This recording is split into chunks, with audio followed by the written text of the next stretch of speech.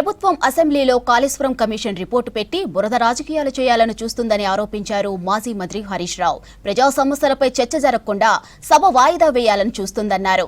ఇక BAC meeting తరువాత assembly media పాయింట్లో మాట్లాడారు హరీష్ రావు. యూరియా, వరద నష్టం, గురుకుల విద్యార్థుల మరణాలు, బనకచెర్ల, ఫోర్త్ సిటీ అంశంపై తాము చర్చ జరపాలని కోరామన్నారు.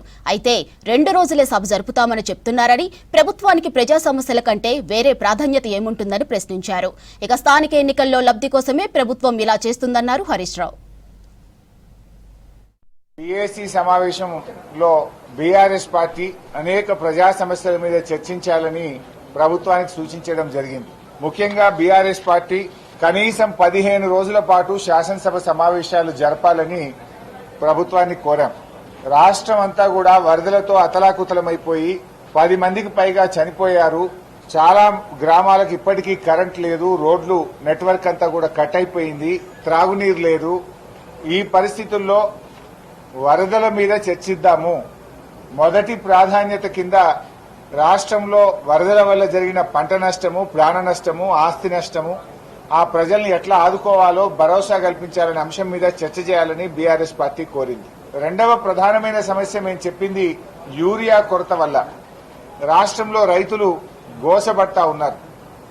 కాంగ్రెస్ ఏమో బీజేపీ పేరు చెప్పి తప్పించుకుంటుంది, బీజేపీ ఏమో కాంగ్రెస్ పేరు చెప్పి తప్పించుకుంటుంది.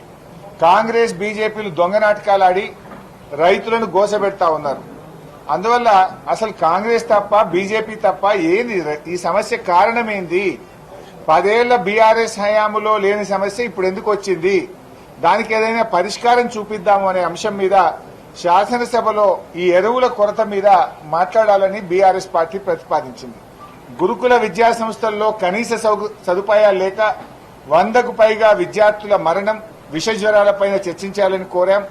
ఫోర్త్ సిటీ పేరు మీద జరుగుతున్న అక్రమాలు, ముఖ్యమంత్రి కుటుంబ సభ్యుల పాత్ర మీద శాసనసభలో చర్చించాలని కోరాం. ప్రభుత్వ ఆసుపత్రుల్లో కనీస సౌకర్యాలు లేని విషయాలు తదితర అంశాల మీద బీఆర్ఎస్ పార్టీ ఈ శాసనసభ సమావేశాల్లో చర్చించాలని కోరాం. దురదృష్టం ఏంటంటే రాష్ట్ర ప్రభుత్వం 2 రోజులు అసెంబ్లీ జరుపుతామంటున్నారు. అంటే పారిపోతున్నది ప్రభుత్వం. ప్రజా సమస్యల మీద చర్చించకుండా శాసనసభ వాయిదా వేసుకొని పారిపోతున్నారు.